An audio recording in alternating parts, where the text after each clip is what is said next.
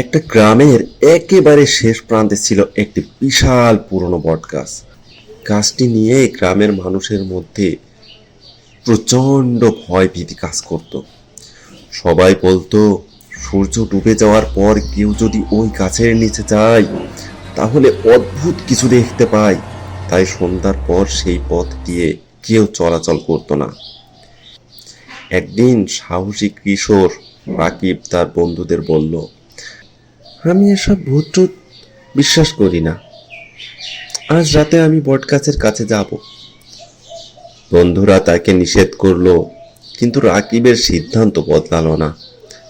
রাত 10টার দিকে সে একটি টর্চ লাইট নিয়ে গাছটির দিকে রওনা দিল। চারপাশে নিস্তব্ধতা, শুধু ঝিঝি পোকার ডাক আর দূরে কোথাও কুকুরের হালকা চিৎকার শোনা যাচ্ছিল।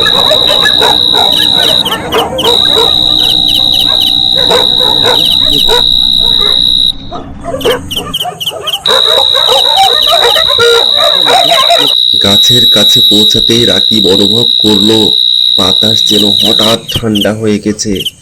সে টর্চের আলো চারদিকে ফেললো, কিন্তু কিছুই দেখতে পেল না। ঠিক তখনই তার কানে ভেসে এলো মৃদু ফিসফিস শব্দ।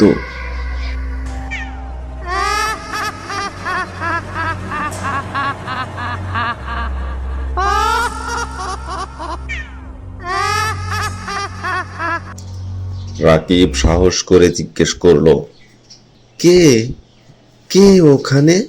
কোনো উত্তর এলো না, কিন্তু শব্দটি যেন আরো কাছে চলে এলো। হঠাৎ টর্চের আলো কেঁপে উঠল। রাকিবের বুক ধড়ফড় করতে লাগলো। সে নিজেকে শান্ত রাখার চেষ্টা করলো। কিছুক্ষণ পর সে দেখতে পেল গাছের এক ডালে সাদা কাপড়ের মতো কিছু ঝুলছে। বাতাস না থাকা সত্ত্বেও সেটি ধীরে ধীরে নড়ছিল। রাকিব আলো ফেলে ভালো করে দেখার চেষ্টা করলো। ঠিক তখনই সেটি যেন নিচের দিকে নামতে শুরু করলো। রাকিবের হাত কাঁপতে লাগলো।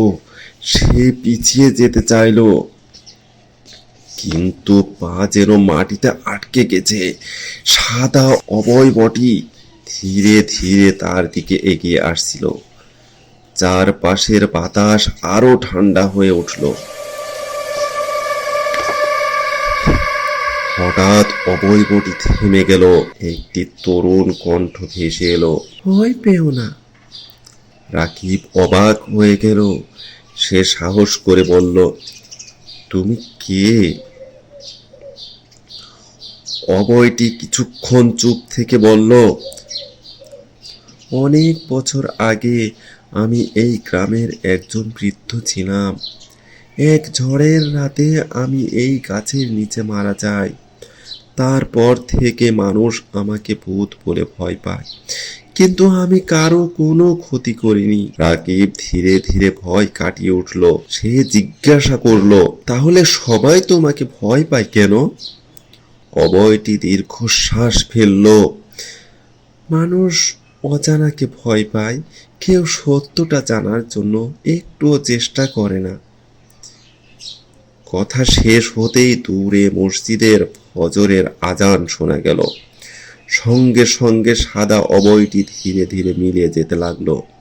রাকিব বাড়ির দিকে ফিরে পুরো ঘটনা সবাইকে বলল, কিন্তু কেউ তার কথা বিশ্বাস করলো না। তবুও সেই রাতের পর থেকে সে আর কখনো বটগাছটিকে ভয়ের চোখে দেখেনি। আজও গ্রামের মানুষ বলে, গভীর রাতে বটগাছের নিচে একটি সাদা ছায়া দেখা যায়। তবে যারা তাকে দেখেছে তারা কেউ কোনো ক্ষতির কথা বলেনি। রহস্যময় সেই ছায়া যেন এখনো নিঃসঙ্গ হয়ে পুরনো বটগাছের ছায়ায় ঘুরে বেড়ায়, কারো সঙ্গে একটু কথা বলার অপেক্ষায়।